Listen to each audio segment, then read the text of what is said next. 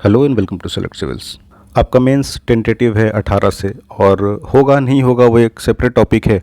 और अगर आप क्वालिफाई हैं प्रीलिम्स तो आपको कतई इसमें पढ़ना नहीं चाहिए। ये उनके लिए ये लग्जरी कह लीजिए, ये उनकी रिस्पॉन्सिबिलिटी है कि इस पर बात करें जिनका नहीं हुआ है। और आप इन पे पढ़ेंगे, अगर नहीं होता है एग्ज़ाम कंडक्ट तो भी अच्छी बात है कि अगर आप प्रिपेयर हैं तो आपको एक थोड़ा सा एक्स्ट्रा विंडो मिल जाएगा कि आप जो और अच्छे से तैयारी है, जो चीज़ें मिसिंग है उसे आप कर सकते हैं। लेकिन अगर हो जाता है, कोई ऐसा देखिए है नहीं जेपीएससी का ठोर ठिकाना कि वो क्या कर देगी। So prepare for the worst. अगर हो जाता है पेपर तो फिर तो आप कहीं के नहीं रहेंगे। और लास्ट ईयर से ही जब हमने मेंस थ्रू पीवाईक्यू शुरू किया था तब से ये कह रहे हैं कि होलिस्टिक करिए। अभी भी आपको बात समझ आती नहीं है। मोस्टली मतलब एस्पिरेंट का यही है कि आप कैसे करें, पैनिक कॉल्स आ रहे हैं हमारे पास, कोई भी क्या बता देगा, कोई मैजिक किसी के पास नहीं है। सिंपल जब भी आयोग चुनती है वो कहती है कि जो कम से कम खराब होगा। सारे आंसर्स हैं बेस्ट अमंग द इक्वल्स है, सबके आंसर ऐसे हैं, किसी का थोड़ा सा ऊपर है, ही और शी इज सेलेक्टेड। तो कोई ऐसा बहुत तिस्मार खान नहीं होता। लेकिन इसके लिए भी आपको तैयारी करनी होगी, टाइम, डेडिकेशन, एफर्ट दिखाना होगा। और मेंस आंसर राइटिंग में थोड़ा सा टाइम लगता है क्योंकि ज़्यादातर जो एस्पिरेंट होते हैं जानते ही हैं कि प्री में क्या है कि बस ऑप्शंस देखो, कई बार तुक्का भी लग गया, कहीं गलत आंसर की दे दिया तो एक दो नंबर से भी ऊपर नीचे हो जाता है। लेकिन अभी जो 2200 कुछ 4 या 5 एस्पिरेंट हैं, इनमें भी वी गारंटी कि 1500 से ज़्यादा को आंसर राइटिंग का आता पता नहीं होगा। तो अगर आप प्री क्वालिफाई किए हैं तो दिस इज़ ह्यूज अपॉर्चुनिटी। और हमेशा की तरह होता है, बीट यूपीएससी हो या बीपीएससी हो या कोई भी पीसीएस हो, जेपीएससी हो, ये जो भी लोग प्री क्वालिफाई करते हैं उसमें मेजोरिटी ऑफ द चंक 80% लोगों का ही हाल होता है। तो थोड़ा सा स्मार्टली प्रिपेयर करिए। और अभी जो कम टाइम बचा है इसमें again PYQs are the ultimate tool. आपके पास वो लग्जरी अब टाइम की है नहीं, क्योंकि जब वो था लास्ट ईयर से ही हम पागलों की तरह आपके पीछे हैं कि पीवाईक्यूज़ करिए, मेंस करिए। हमेशा लगता है कि प्री से मेंस के बीच में हम कर लेंगे, बट वो ना होता है। और आगे भी ये भी पता है कि अगर आप 16 के लिए भी कर रहे हैं तो 16 के लिए भी अभी होलिस्टिक टाइम है, 1 साल से ज़्यादा टाइम है। But still majority of the aspirants के बीच फिर यही होगा कि फिर जब प्री का एग्ज़ाम हो जाएगा तो फिर they will get panic attacks. और फिर उनको क्या करना है, कैसे करना है, उनको लगता है इधर उधर जंप करें, कोई कोचिंग इंस्टीट्यूट कुछ बता दे, कोई मतलब मेंटोर ऐसा मिल जाए कि हाथ पकड़ के नैया पार लगा दे। But these are all fantasies. आपको कोई स्केप ही नहीं है, मेंस आपको अच्छे से तैयार करना ही होगा। और अभी जो टाइम है पीवाईक्यूज़ के लिए बेस्ट है, क्योंकि सबसे रिलायबल अभी जो है, आप जिस पर रिलाई कर सकते हैं, आप जिससे होलिस्टिकली आयोग के बारे में जान सकते हैं, first and foremost you go with the PYQ. YouTube पे जितना हमसे हो पा रहा है या हो पाएगा वी विल पोस्ट देम, लेकिन उतना टाइम आपके पास नहीं है कि आप हमारा इंतज़ार करिए और यूट्यूब पे देखिए। तो दिस इज़ अल्टीमेट। इसमें सब कुछ है, पीवाईक्यूज़ के सारे वीडियो एक्सप्लेनेशंस हैं, उसके मॉडल आंसर्स हैं विद इन वर्ड लिमिट्स, और सब कुछ यहाँ पर है। मॉक टेस्ट भी इसमें इंक्लूडेड है, मॉक्स के वीडियो सॉल्यूशंस भी हैं। आप इसको ऑप्ट कर सकते हैं। और नहीं तो फिर आप जो उसमें भी सेलेक्ट सिविल्स ऐप पर आप जाएंगे तो पीवाईक्यू का भी क्यूरेटेड कोर्स है जिसमें नोट्स और पीवाईक्यू की मॉडल आंसर्स और सब कुछ वहाँ पर अवेलेबल है। फिर भी आपको कोई डाउट हो कि कौन सा कोर्स बेहतर होगा अभी के लिए तो 7992290065 इस पर आप हमें कॉन्टैक्ट कर सकते हैं। We will be more than happy to help you. और फिर भी अगर आपको लगता है कि आपने पीवाईक्यू कर लिया है, हमसे करना कोई ज़रूरी नहीं है, लेकिन इंटरनेट में, यूट्यूब में वी नो कि कोई भी ऐसा नहीं कराया, नहीं करा रहा है। सबको क्या है कि बस हमारा नोट्स पढ़ लीजिए। अब ज्योग्राफी में कोई आपको दे देगा 800 पेज का नोट्स, तो इससे बाहर क्या ही पूछ लेगी आयोग आपसे। कोई बहुत बड़ा वो साइंटिस्ट ढूंढ नहीं रही है कि जिसे रिसर्च पेपर जिसने 10 तरह के सबमिट करे हों उसको फिर वो हायर करेगी। तो ये सब वेग बातें हैं।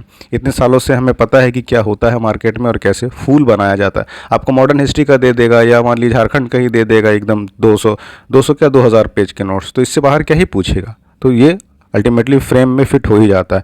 बट द पॉइंट इज़ कि अभी आपके पास वो टाइम नहीं है। तो सबसे पहले आप पीवाईक्यूज़ को जितना ज़्यादा हो सकता है कंप्लीट करिए और इसे मतलब फोकस करिए पीवाईक्यू के आधार पर ही अपनी तैयारी को। और हम जो ले रहे हैं पीवाईक्यू के क्वेश्चंस, उसी में से एक आज देखते हैं। झारखंड के कॉन्टेक्स्ट में है, ये 2021 का पेपर है।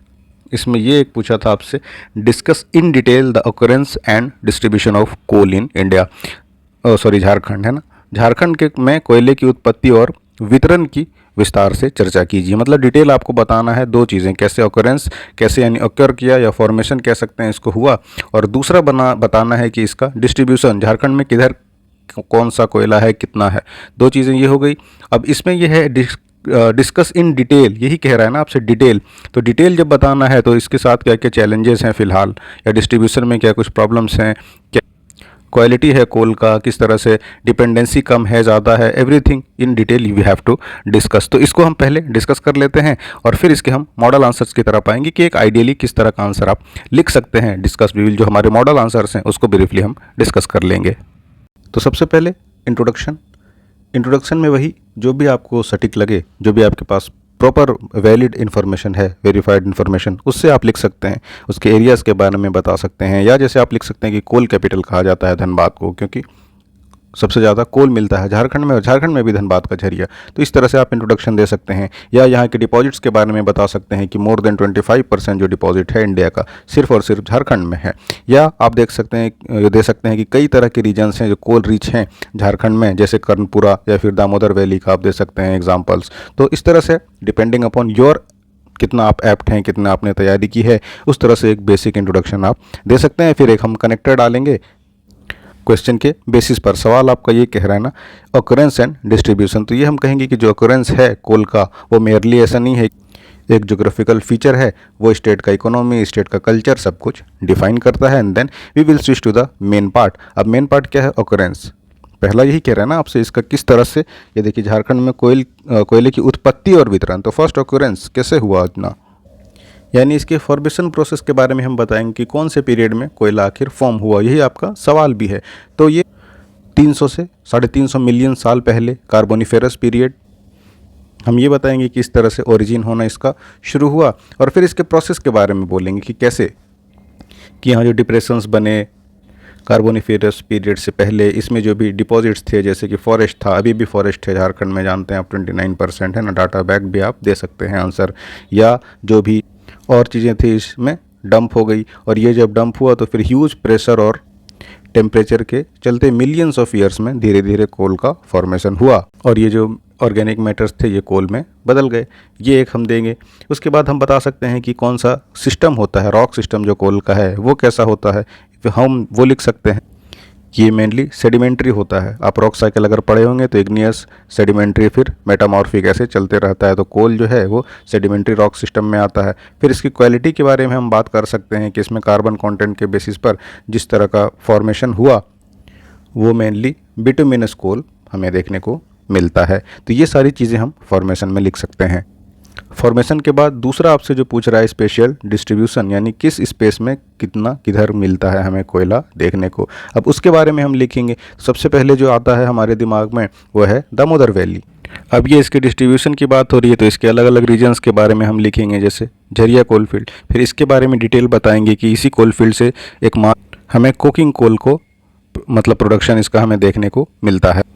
और इससे रिलेटेड आपका कोल डिस्ट्रीब्यूशन से भी एक आयरन और स्टील डिस्ट्रीब्यूशन वाले में भी हमने ये चीज़ डिस्कस हालांकि किया था, तो इसके बारे में लिखेंगे। और ये लार्जेस्ट डिपॉजिट वाला जो कोल माइंस है वो है। फिर इसके प्रोडक्शन के बारे में भी लिख सकते हैं कि कैपेसिटी बेसिस पर ये सबसे बड़ा कोल माइंस है। फिर और दामोदर वैली के दूसरे जैसे बोकारो कोलफील्ड के बारे में हम लिख सकते हैं, या रामगढ़ और कर्णपुरा भी आप जानते हैं कि एरिया वाइज से लार्जेस्ट कोलफील्ड है। तो ये हमने दामोदर वैली वाले रीजन के बारे में डिटेल दे दिया। उसी तरह से जो बाकी डिस्ट्रीब्यूशन का एरिया है, जैसे बराकर, दामोदर की ही ये सब्सिडरी है ना, बराकर सहायक नदी है, इसके बारे में भी इस रीजन में भी आप लिख सकते हैं। इसमें कौन कौन सा है, तो गिरिडीह जैसे कोलफील्ड हो गया, ये आप लिख सकते हैं। इसके बारे में फिर कुछ पॉइंटर्स हम देंगे। और स्पेशल डिस्ट्रीब्यूशन झारखंड में हमें किधर देखने को मिलता है, नॉर्थ कोयल, रांची वाला एरिया, पलामू, लातेहार, इन रीजन में हमें देखने को मिलते हैं माइंस, उसका नाम आप देंगे। देन और कहाँ पर हमें मिलता है, देन अजय रिवर वाला एरिया जो आपका संथाल परगना रीजन में है, इसमें भी देखने को मिलता है। इसके भी माइंस के नाम हमें देने हैं कि कौन कौन से माइंस हमें देखने को मिलते हैं। तो हमें छोटे छोटे थोड़े रिलेटिवली माइंस वहाँ पर मिलते हैं, जैसे कि कुंडई, या उसके अलावा और भी उधर देखें आप तो चित्रा माइंस। तो ये सब देखने को हमें उस रीजन में मिलता है। और स्पेशल डिस्ट्रीब्यूशन की बात करें तो हमें रामगढ़ रीजन में भी देखने को मिलते हैं माइंस। तो इस तरह से हम होलिस्टिकली इसका किधर कितने माइंस हैं और उसके नाम है ना, और उसके थोड़े डिटेल प्रोडक्शन के आपको अगर कैपेसिटी कहीं पर याद है तो उसको मेंशन करिए। तो ये हो गया स्पेशल डिस्ट्रीब्यूशन के बारे में। इससे पहले हमने देख लिया फॉर्मेशन के बारे में। अब चूंकि डिस्कस इन डिटेल है ना, तो इसका सिग्निफिकेंस फिर हम मेंशन कर देंगे कि क्या सिग्निफिकेंस है। कोयला का आपको कई तरह से सिग्निफिकेंस पता है, उसको अरेंज कर देना है। देन वी विल हैव इसके चैलेंजेस क्या क्या हैं, हम पॉइंट आउट करेंगे चैलेंजेस में। जैसे हमने हर दिन कुछ ना कुछ चैलेंजेस के बारे में हम सुनते रहते हैं, माइंस में फायर हो जाता है, कुछ पॉइजनस गैस का सेक्रेशन हो जाता है, इन्वायरमेंटल कंसर्न है, ओपन कास्ट माइनिंग होती है, उसके वाटर का बहुत इंटेंस यूज होता है वॉशरीज में। उसके अलावा पॉल्यूशन एक बहुत बड़ा रीज़न है, माइग्रेशन है, मिटिगेशन प्लान्स जिसके लिए आते रहते हैं। तो ये सब होलिस्टिकली कई सारे चैलेंजेस हैं। फिर इसका हम थोड़ा सा वे फॉरवर्ड देंगे कि इनसे जब तक हम कॉप अप नहीं करते, हमारा प्रोडक्शन और ये मेन स्ट्रीम नहीं हो, तब तक ये चैलेंजेस झारखंड के इकोनॉमिक जो एस्पिरेशंस हैं उसको फुलफ़िल करने में उतनी कारगर साबित नहीं हो सकती। और फिर इसको एक पॉजिटिव नोट पर एंड कर देंगे। तो ये सिंपल सा सवाल है। देखिए, आपको ऑप्शनल लिखना रहता है, या तो झारखंड के सवाल होते हैं या मतलब एनी पिक करना होता है ना। और यहाँ पर देखिए, अगर आप क्वेश्चंस को देखेंगे तो ये जो लॉन्ग टाइप है इसमें से आपको सिर्फ 2 सवाल लिखने होते हैं। तो एक झारखंड का तो आप लिखिए ही लिखिए, क्योंकि जब आप प्री की भी तैयारी करते हैं then you prepare Jharkhand well, और इसमें से फिर कोई एक सवाल आप काफ़ी आसानी से लिख सकते हैं। तो झारखंड वाला तो लिखिए, क्योंकि झारखंड का सिलेबस छोटा है और थोड़ा सा टच आता है रूरल। तो ये हो गया एक बेसिक, हमने ओवरव्यू डिस्कस कर लिया कि स्ट्रक्चर कैसे आपको करना है। अब जो एक बार मॉडल आंसर है, थोड़ा सा उसको भी शॉर्ट में देख लेते हैं, क्योंकि सारी कुछ जो हमने मॉडल आंसर्स पे मेंशन किया है उसमें नेम्स, डाटास, फैक्ट्स, वो सारा उसमें लिखा होता है, और ऐसे पॉसिबल नहीं है कि हम सारी चीज़ें आपको बता दें। तो इसीलिए वही मॉडल आंसर आपको जस्ट यू हैव टू रट्टा लगा लीजिए उनको, और रट्टा लगा के बस किसी तरह से जाके आपको एग्ज़ाम में लिख कर आ जाना। उसके बाद भूल जाइए उसी दिन एग्ज़ाम लिखने के बाद, लेकिन आपको ये आंसर्स याद तो करने ही होंगे। यही सवाल था, देखिए, discuss in detail occurrence and distribution. Jharkhand में कोयले की उत्पत्ति और वितरण की विस्तार से चर्चा करें। आज चलिए हिंदी में हम चर्चा करते हैं ना, हिंदी मीडियम वालों को क्यों हमेशा मिलता नहीं है इसका एडवांटेज। तो देखिए, झारखंड जिसे अक्सर भारत का रूर, ये भी आप इंट्रोडक्शन में लिख सकते हैं ना, भारत का रूर जिसे कहा जाता है। रूर कहाँ है? जर्मनी में है, जहाँ पर बहुत सारे माइंस एंड मिनरल्स हैं और फिर इंडस्ट्रीज़ हैं। तो झारखंड को भारत का रूर भी कहा जाता है, देश के खनिज मानचित्र पर अग्रणी स्थान रखता है। ठीक है, उसके बाद क्या है, ये तो बेसिक चीज़ें हो गई। भारत के भंडार का 27% से अधिक हिस्सा झारखंड में मिलता है। सबसे बड़ा कोयला उत्पादक राज्य है और उच्च गुणवत्ता वाले कोकिंग कोल पाए जाते हैं। तो ये सब पॉइंटर्स आप आसानी से यहाँ पर लिख सकते हैं, जो लौह और इस्पात उद्योग के लिए आवश्यक है। ये भी आपसे पूछा था कि वाई आयरन स्टील इंडस्ट्री जिधर भी इस्टेब्लिश है उसके रीजन्स के बारे में बताइए। तो ये भी एक सवाल है, यहाँ से भी उसका लिंक आपको मिलेगा। आधुनिक कोयला का इतिहास इसी क्षेत्र के गोंडवाना कोयला क्षेत्र, विशेषकर झरिया और रानीगंज के आसपास से शुरू हुआ था। तो ये एक बेसिक इंट्रोडक्शन है। फिर हम आएंगे इसके मेन पार्ट पे, उत्पत्ति और भूवैज्ञानिक उत्पत्ति। ये गोंडवाना युग का है और इसका निर्माण लगभग 250 से 300 मिलियन वर्ष पहले हुआ था। अब कैसे निर्माण हुआ था? कार्बोनिफेरस काल, जिसके बारे में हमने बात की। घने दलदली जंगल और विशाल फर्न पौधे अवसादों के नीचे बेसिन जैसी संरचनाओं में दब गए। हमने बात किया, ये अवसाद क्या है? ये सेडिमेंट्स है ना, इसके नीचे दब गए और फिर इसमें हीट और प्रेशर की वजह से धीरे धीरे ऑर्गेनिक मैटर्स टर्न इनटू कोयला। फिर गोंडवानी शैल प्रणाली में है भंडार मुक्त। फिर कोयले का प्रकार कैसे है? तो अधिकांश बिटुमिनस कोयला है जिसमें कार्बन कंटेंट 70 से 80% पाया जाता है। राज्य विशेष रूप से उच्च गुणवत्ता वाले कोकिंग कोल के लिए प्रसिद्ध है, जिसका उपयोग ऑब्वियसली कई सारे इंडस्ट्री में, specially iron and steel industry में होता है। फिर इसके कैरेक्टरिस्टिक्स क्या हैं? ये बलुआ पत्थर और शेल जमाओं के साथ परतदार यानी लेयर्स में है ना, फॉर्म्ड इनटू लेयर्स। ऐसे भी जानते हैं आप, जब माइनिंग होता है तो ये लेयर्स में देखने को मिलते हैं। झरिया जैसे क्षेत्रों में कोयले की परतें बहुत मोटी हैं और कई बार 30 मीटर तक पहुंच जाती है।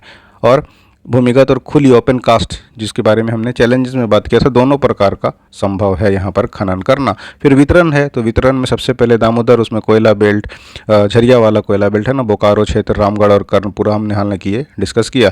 फिर अजय नदी देखिए यहाँ पर है, जयंती, सहजुरी और कुंडहित कोरैया कोयला क्षेत्र शामिल। नाम थोड़ा सा you must remember the name, नाम लिखते हैं, डाटास देते हैं तो एक अच्छा इंप्रेशन, पॉजिटिव इंप्रेशन जाता है। You must write with this precision. फिर क्या है? बराकर नदी घाटी, इसमें गिरिडीह कोयला क्षेत्र, उच्च गुणवत्ता वाले धातुकर्म कोयले है ना, मेटलर्जिकल कोल। फिर नॉर्थ कोयल घाटी, हमने ये भी बात किया, राजमहल की पहाड़ी, इसमें नाम थोड़ा लिखिए, फरक्का और कहलगांव स्थित नेशनल थर्मल पावर कॉरपोरेशन के साथ विद्युत संयंत्रों की आपूर्ति की जाती है। ये हमने लिख दिया कि किधर डिस्ट्रीब्यूशन है। फिर इसका इकोनॉमिक और इंडस्ट्रियल वैल्यू क्या है, इंपॉर्टेंस, उसके बारे में ये बात करता है कि राजस्व और रोजगार के लिए कोयला खनन गैर कर राजस्व का सबसे बड़ा नॉन टैक्स यानी रेवेन्यू जो होता है उसमें कोल। और वर्चस्व की लड़ाई, गैंग्स ऑफ वासेपुर, या कहीं पे भी देख लिए, हर जगह क्या है? माइनिंग एक से एक बैठा हुआ है माफिया। उद्योगों के समर्थन, कोयले की प्रचुर उपलब्धता ने रांची में हैवी इंजीनियरिंग कॉरपोरेशन HEC, ये सब थोड़ा लिखिए, जो हमने बात किया कि examples and datas, your answer must be backed by. फिर विद्युत उत्पादन, कोयला उत्तरी और पूर्वी भारत के तापीय विद्युत संयंत्रों को आपूर्ति के लिए किया जाता है। फिर ये चुनौतियाँ क्या है? पर्यावरण क्षरण, इन्वायरमेंटल डिग्रेडेशन, जो हम फ्रीक्वेंटली बात करते रहते हैं। ये सब जेनरिक पॉइंट है, किसी में भी चैलेंज में आप इन्वायरमेंट वाला पॉइंट आराम से डालिए। क्या है, ओपन कास्ट खनन के कारण छोटा नागपुर पठार में बड़े पैमाने पर वनों की कटाई, फिर खदान में आग, है ना, माइंस फायर, फिर अवैध खनन, इलीगल माइनिंग, बहुत बड़ा ये भी चैलेंज है, देखते होंगे आप। और फिर इसी का थोड़ा बहुत हिस्सा अगर कोई मजदूर बेचारा साइकिल में लेके जाता है तो पुलिस की कार्रवाई देखिए। सो अगेन वो एक हालांकि डिफरेंट टॉपिक है, बट इलीगल माइनिंग एक बड़ा चैलेंज है। फिर इसको हम वे फॉरवर्ड लिखेंगे और थोड़ा पॉजिटिव नोट पे एंड कर देंगे। So this makes your answer done. तो ये एक मॉडल आंसर था, और जो भी आंसर्स पूछे गए हैं PYQ पे, इसको तो आप मिस ही मत करिए। और ये सारे अपडेटेड हमने डाटाज रखे हैं, तो अपकमिंग भी जो सवाल होगा आपका आराम से इसमें यूज़ किया जा सकता है। तो यही सवाल था, और जो बाकी कुछ रह गया है हमने इंटेंशनली, मतलब ऐसे ही बाकी रहा है, जो कि ऐप में we will cover them in, मतलब बहुत 1-2 दिन में हम उसे अपडेट कर देंगे। और बाकी इन चीज़ों पे मत पढ़िए, कब मेंस होगा नहीं होगा, अपना आराम से पढ़ते रहिए। मिलते हैं फिर आपसे अगली वीडियो पे। Thanks for watching.